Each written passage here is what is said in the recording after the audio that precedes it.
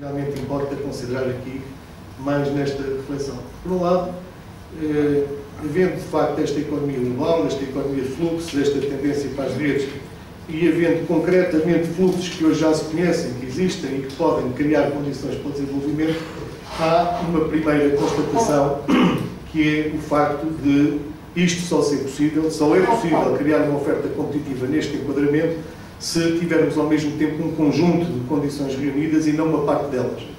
Portanto, isto não dá para ir resolvendo sequencialmente.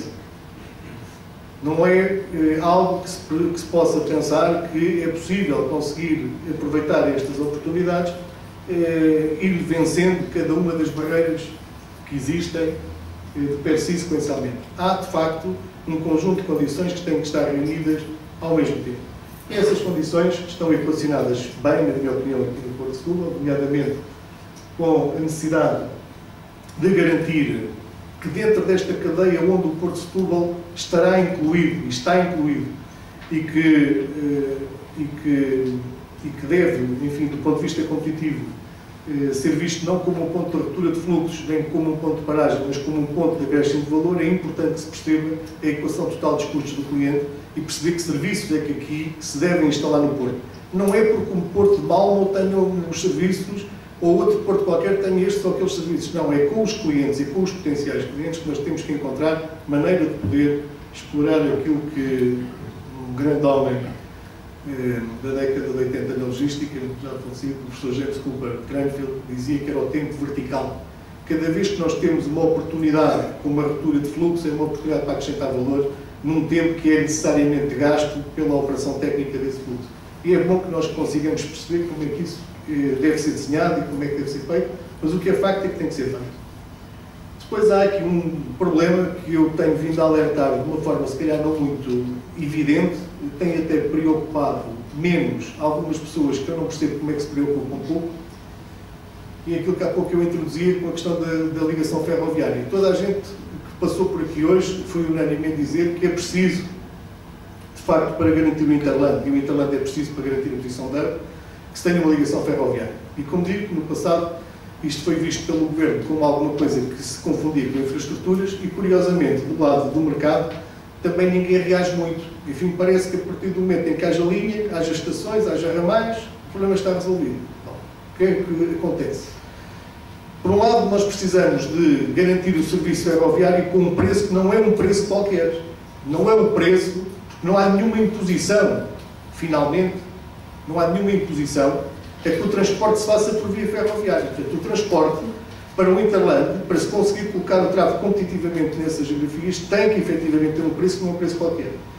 E esse preço que não é um preço qualquer, neste momento, aparentemente, está a ser extremamente difícil de conseguir cumprir com rentabilidade por parte dos operadores ferroviários que estão em campo. E no passado dizia-se que era um mastodonte CP, agora não temos um mastodonte CP, temos um mercado em que já temos um operador ágil privado, ou supostamente ágil, e o que é facto é que as equações custam a fechar. E começa-se a descobrir uma coisa importante, é que se calhar, mesmo assim, não estão reunidas as condições de volume e outras para que se consiga ter a tal frequência e o tal preço. E se isso não vier a acontecer, então sim, meus amigos, estamos com um problema grave. Porque não vai ser só com o RoRo, como eu aqui disse, que nós vamos resolver o problema. Nós vamos ter mesmo que utilizar o volume de Espanha. E o volume de Espanha obriga a tal frequência e o tal preço ferroviário. E esse só é sustentável se os operadores bem geridos possam ganhar dinheiro. Porque se não houver operadores bem geridos que ganhem dinheiro nesse tráfego, ou não há transporte, ou então vai haver transporte subsidiado, que é uma coisa, como alguém dizia com muita graça, alguém com 25 anos de idade, aqui há tempos, e dizia assim, isso é bué 2008. Essa coisa dos subsídios é bué 2008. Portanto, dá a impressão que alguém com 25 anos já traçou aqui uma fronteira histórica, que é 2008. Os subsídios, a forma fácil de encontrar soluções com o dinheiro do Estado ou da comunidade, parece que é bué 2008. Parece que já lá vai. Portanto, está a começar a pensar que esse dinheiro não existe, e se existir, não vai ser seguramente para este tipo de coisas. Portanto, é bom que se perceba que se não houver ligação ferroviária com este preço e com esta frequência, tudo aquilo que estivemos a dizer vai por terra. E o que estamos a deitar por terra é muito, porque é provavelmente uma parte significativa do nosso futuro. Andando mais rápido e para nos colocarmos em dois aspectos que não são assim tão despicientes e tão falados, a questão das alfândegas, que já referimos. As alfândegas têm uma postura que é a postura típica do país que temos. Ou seja, de um país que desenvolveu todo o seu sistema de transportes e logístico para suportar a distribuição. Se isto que aconteceu aqui, há relativamente pouco tempo, com o operador logístico de Setúbal, tivesse acontecido com qualquer supermercado das cadeias, modelo Continente ou Jerónimo Martins, eu estou convencido e não estou a hesitar nem a poupar as palavras. Eu não tenho dúvidas que já estava resolvido. Mas como isso, por acaso, é qualquer coisa que tenha a ver com o sistema logístico de suporte à produção, e aqui, neste caso, até à distribuição automóvel, mas que é muito importante para criar as tais condições de competitividade para o nosso território, para podermos ter mais auto-Europas, isso não tem interesse nenhum. Isso fica perdido num qualquer gabinete, de um qualquer diretor, que por mais importante e por mais diligente que seja, nem sequer tem espaço para ser ouvido. Porquê? Porque esta é uma matéria que não se pode tratar num único Ministério dos Transportes, ou da Economia, ou das Finanças. É alguma coisa que precisava de estar incluído naquilo que é a política de transportes e na política económica do nosso país, que são duas coisas que deviam estar muito juntinhas e não estão.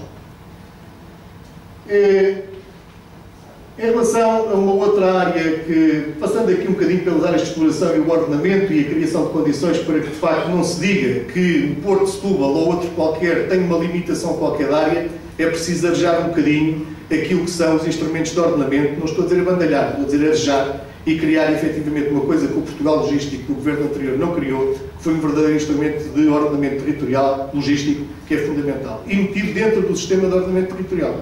Não é com decretos nem portarias avulsas, é introduzido efetivamente no sistema de ordenamento. Mas para isso era preciso a tal dita política. Em relação ao modelo de governance, isso é uma coisa muito pouco tangível e que tem merecido muito pouca atenção de toda a gente.